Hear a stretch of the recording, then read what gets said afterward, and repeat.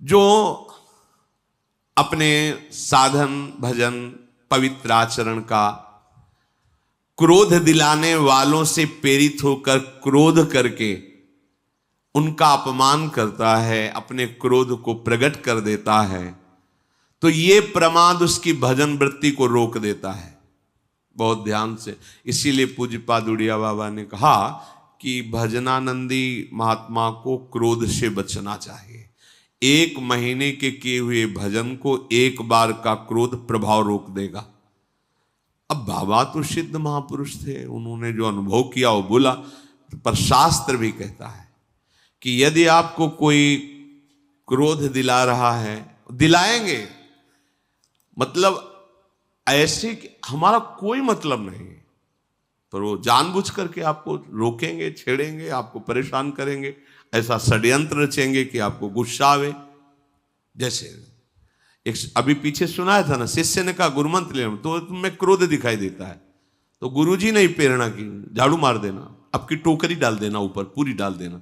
तो हमारे गुरु भगवान है, वही प्रेरित करते हैं, जाओ पीछे से बोल, बड़ा पाखंडी नीच है, देख ड्रामाबाज जा रहा है, वैसे दृष्टि जाएगी, ड्रामेबाज कहा है, पाखंडी कहा है, अच्छा तो फिर हम तुम्हें दिखाएंगे कि हमारा अब आ गया। बिल्कुल नहीं, चुप, प्रणाम, और रोना चाहिए, प्रभु देखो ये ठीक कह रहे हैं, मैं हूं ना, पर जैसा हूं आपको नाथ मुझे स्वीकार कर लो। प्रभु देखो अब तो गवाही मिल गया ना, पहले तो हम ही एकांत में कहते थे मैं नीच हूं, मैं पाखंडी हूं, अब तो गवाही मिल गया। जब गवाही मिल जाए तो पक्का हो जाता है ना, तो प्रभु पतित पावन हो, दयामय हो, आप हम पे ये भाव आने चाहिए। क्यों? तो क्रोध दिलाने के लिए आएंगे, पक्का आएंगे, और आते हैं जिंदगी में, देखने को मिल। कितने गृहस्थ जन आके कहते हैं कि हम बहुत बचना चाहते हैं, पर हमारे को ऐसा छेड़ा जाता है, ऐसा किया जाता है कि हमें गुस्सा आ जाता है। ना आए पाए, उसे चुपचाप सहन कर लो, आप अपने भजन को बचा लो।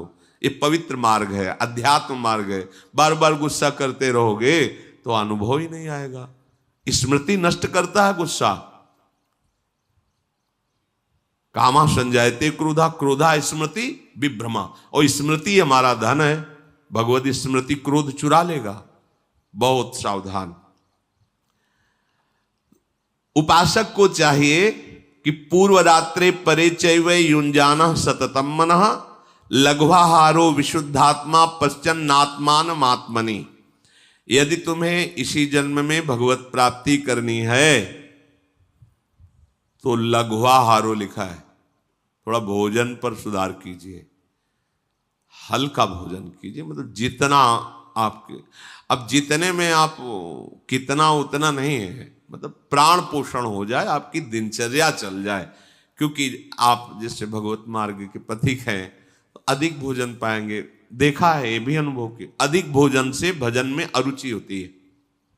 स्वादिष्ट अधिक भोजन पा लेने से वो सतोगुणी भोजन भी तमोगुण हो जाता है, उसमें प्रमाद स्थिति आ जाती है।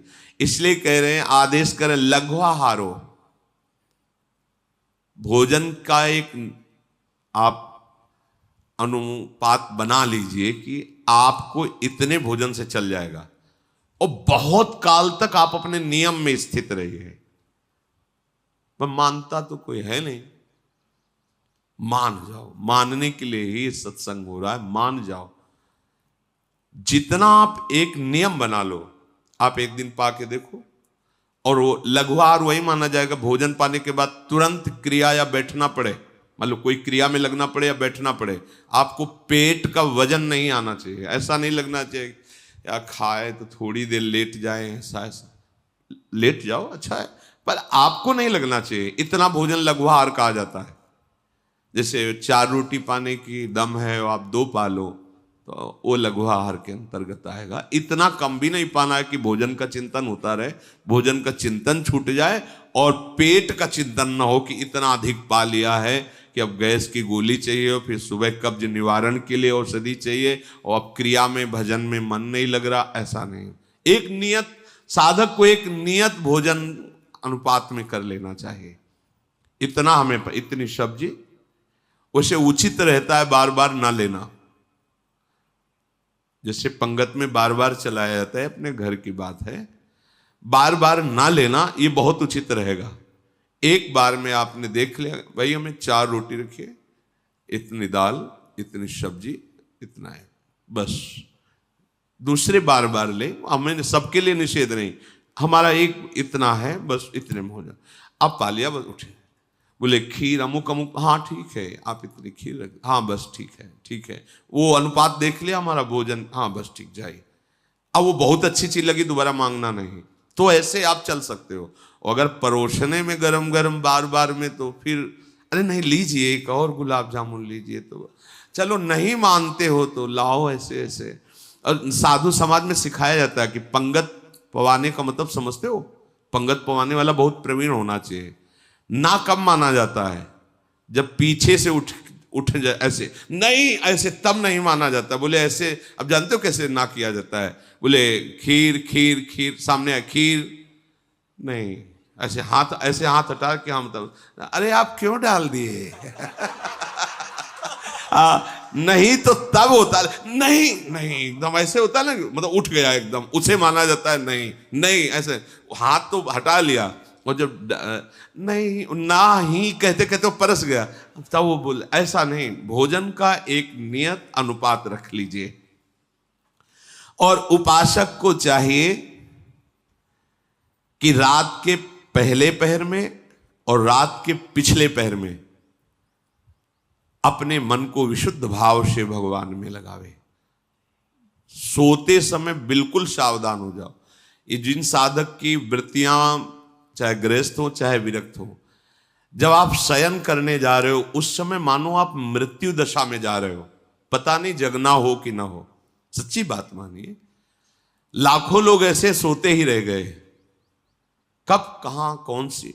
तो आप शयन करने जा रहे हैं, मतलब मेरा अंतिम समय ऐसा भाव कि अब हम शयन, सामने प्रिया प्रीतम का भाव करके नाम जप करते एकदम लीन होते। कब नींद आ गई आपको पता नहीं, ऐसा नहीं आ रही तो हम प्रिया प्रीतम के चिंतन में है, नाने पर भी भारी विक्षेप आपको नहीं होगा।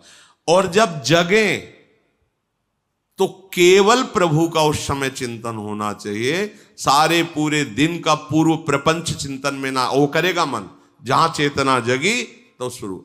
उपासक की चेतना लुप्त होती है प्रभु में और जागृत होती है प्रभु में। संदेश जो यहां है कि रात्रि के प्रथम पहर में और रात्रि के अंतिम पहर में, अर्थात सोते समय भगवदानंद में डूबकर सो, भगवत चिंतन, और जगते समय भगवत चिंतन, तो पूरी रात्रि का समय आपका भजन हो जाएगा। ऐसा होता है? ऐसा करते हो? देख लीजिए, आप ऐसा कीजिए।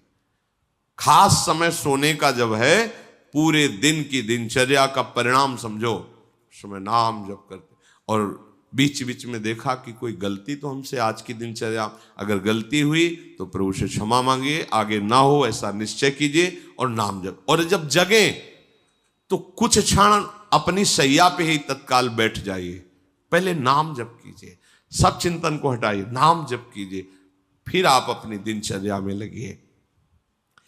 लघुआहार रात्रि के प्रथम पहर और अंतिम पहर में भगवत चिंतन, उसे अपने लोगों को तो करना नहीं पड़ता चिंतन, आंख खुलते ही दिनचर्या में बड़ी प्रवीणता से लगना होता है, क्योंकि 4 सवा 4 बजे से सत्संग शुरू है, तो यहाँ घंटा आध घंटा पहले तो आना ही होता होगा। तो अब उसके लिए तो पहले से, अब जब 4 बजे यहाँ बैठे हो तुम, तो मतलब है कि 2-2:30 बजे से तो दिनचर्या चालू करनी ही पड़ेगी। तो उस समय से एकदम जल्दी जाऊं, जल्दी, वो चिंतन वहीं लगे, राधा के कुंज, वो वहाँ कीर्तन भजन, यहाँ है तो नाम कीर्तन। वैसे बहुत बढ़िया सौभाग्य, ज़्यादा लड़ाई वाला साधन यहाँ नहीं है, ज़्यादा लड़ना नहीं पड़ेगा मन से, वो ऐसी दिनचर्या को खुद भागेगा कि मुझे जल्दी करना है, जल्दी पहुंचना है, वहां बैठ के सुनना है, आदि आदि। प्रज्वलित तेज उसके हृदय में प्रकाशित हो जाता है, उसी तेज में सारे गलत विचार भस्म हो जाते हैं। ये लड़ाई नहीं लड़नी पड़ती, थोड़ा तो सही ढंग से चलो। अब जितना भी बताओ सुन लोगे, पर मन के अनुसार चलना अच्छा लगता है, शास्त्र के अनुसार चलना अच्छा नहीं। आज्ञा पालन कर लो, सच्ची बात कहते हैं, आज्ञा पालन कर लो। हमारा हंसना, हमारा खेलना, हमारा तुम्हारा दुलार करना, तुम्हारा डांटना, केवल एक ही बात, तुम्हारे मन को मैं पकड़ पाऊं। मन को पकड़ लिया ना, वो ऐसे पकड़ में नहीं आता, ये ऐसा भूत है, अभी यहाँ कल वहां वहां वहां, ऐसे इसका स्थान ही समझ में नहीं आता है, और वो तुम्हारे सहयोग से समझ में आएगा। तो जैसे ज्यादा इससे बैर भी नहीं किया जा सकता, क्योंकि हमें इसी से भगवत प्राप्ति करनी। बात ये भी समझो, इसी से हमें भगवत प्राप्ति करनी। सावई मना कृष्ण पदार बिंदु, इसको थोड़ा दोस्ती भी देनी है और थोड़ा टाइट भी रखना है। ना तो बराबर इसे टाइट रख सकते हो, ना तो बराबर इससे दोस्ती कर सकते हो, दोनों बात होनी चाहिए। जब ये हठ पे हो तो घुमा के ऐसा ही करना है, अब तो आज रसगुल्ला पाना ही है, अब उठान लिया, अब तो माला में जा राधा लाभ ध्यान करोगे तो रसगुल्ला आएगा। ये बहुत चतुर है, बहुत चतुर। अब बार बार हृदय में जलन होगी ऐसा, तो हमें लगता है कि अगर पैसा हो तो ले आओ रसगुल्ला, श्री जी को भोग लगाओ, ऐसे पवा दो, देखो भाई तुमने कहा था रसगुल्ला। अब हमारी बात मानो, 11 माला बैठ के करो, राधा राधा राधा राधा राधा। अब अगर चंचलचा की तो ठीक नहीं है, तुम्हारी बात हमने, उचित धर्म की बात हो। ये पूज्य मथुरा दास जी महाराज के श्रीमुख से सुना, बड़े सिद्ध संत थे, तो उन्होंने कहा कभी कभी, लेकिन अधर्मयुक्त नहीं। क्या धर्मयुक्त कहा तो हम कर नहीं, फिर उसमें डांट लगानी। जहां धर्मयुक्त है वहां, जैसे कभी मन आज ऐसा, तो ठीक है चलो, वो करते श्री जी को भोग लगाया, जय जयकार की, पाया। अब लगो तुम्हारी बात हमने एक मान ली, अब हमारी एक बात मानो, इतना भजन करो, इतना ऐसा पुराने संतों ने भी किया। जैसे कोई मांग की तो लाए और टांग दिया ऐसे, और कहा बिल्कुल 2 घंटे बाद हम आपको पवाएंगे, 2 घंटे हमारा साथ दो, जल्दी से इतना नाम जप कर लो, इतना मंत्र जप कर लो, देखो टंगाए हम पवा देंगे, उधर देखना नहीं, चुपचाप नाम जप करो। ऐसे मन को फुसला के डांट के तब प्रभु में अर्पित। बराबर आप इसे डांट भी नहीं सकते और बराबर इसे फुसला भी नहीं सकते, इतना विवेक होना चाहिए कि कहां फुसलाना है। जैसे घोड़े को अधीन किया जाता है ना, कभी हाथ फिराया जाता है, कभी चाबुक मारी जाती है, वो ऐसा प्रवीण हो जाता है कि चालक की एड़ के इशारे को समझकर उधर चल देता है। ऐसे ही हमको मन को अपने अधीन करना है संपूर्ण उपायों से। देखो महात्मा जन वही, संपूर्ण उपायों से हमको मन की लोभ और क्रोध की वृत्तियों को दबाना है।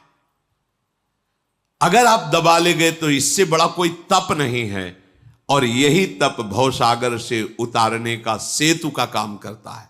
भव समुद्र से क्या, अपने मन की लोभ क्रोध आदि वृत्तियों को दबाना, उनको दबाना सीखो। आप दब जाते हैं उनसे, आप इनको दबाना सीखो। थोड़ा सा आप अपने स्वरूप में आइए, आप अपार सामर्थ्य रखते हैं। सच्ची बात, नारायण को अधीन कर सकते हैं। ये तो सब छोटी मोटी बात, नारायण को होए अधीन संग ही संग डोले, भक्तन पाछे यो फिरे जो बछड़ा संग गाय। समझो आप में इतनी सामर्थ्य है कि आप अपने प्रेम बंधन की डोरी में प्रभु को बांध सकते हैं, पर आप अपनी सामर्थ्य को भूलकर इंद्रिय और विषय में इतना लीन हो गए कि आप रोने लगते हैं, निराश हो जाते हैं। अब हम जी नहीं सकते, अब हमें भोग चाहिए, हमें बहुत कमजोर हो गए। ये सत्संग आपको इसीलिए श्री जी सुनवा रहे, आप बलवान बने, आप भगवत अंश हैं। अपनी इंद्रियों को निर्विषय करते हुए सच्चिदानंद प्रभु की प्राप्ति इस जन्म में करनी ही करनी है। इसमें कोई भी दो राह मत रखो। आप जो होगा सो होगा। अब इस जन्म में प्रभु से मिलना है, एक बार ठान लो, प्रभु से मिलना है, सब ठीक हो जाएगा। और जब आप ठान लोगे तो दूरी नहीं रहती। ये मार्ग ऐसा है, ये जैसे कोई छड़ी इतनी बड़ी नहीं दिखाई देती हो, खोलो तो लंबी निकलती चली जाती, फिर उसे कर दो छोटी हो। ये देहाभिमानियों के लिए बहुत लंबा मार्ग है, जन्म जन्म, और शरणागतों के लिए बिल्कुल छोटी छड़ी की तरह समिट जाता है। ऐसे प्रभु मिल जाए, इन्हीं नयनन सब सुख देखे। बहुत दूर है, बहुत कठिन है भगवत प्राप्ति। किसको? मुझे। लेकिन आपको तो आपके अजात पक्षायु मातरम खगा शरण में हो जाओ और पुकारो राधा राधा, मंगल हो जाएगा। शेष चर्चा आगे। श्री राधा वल्लभ लाल।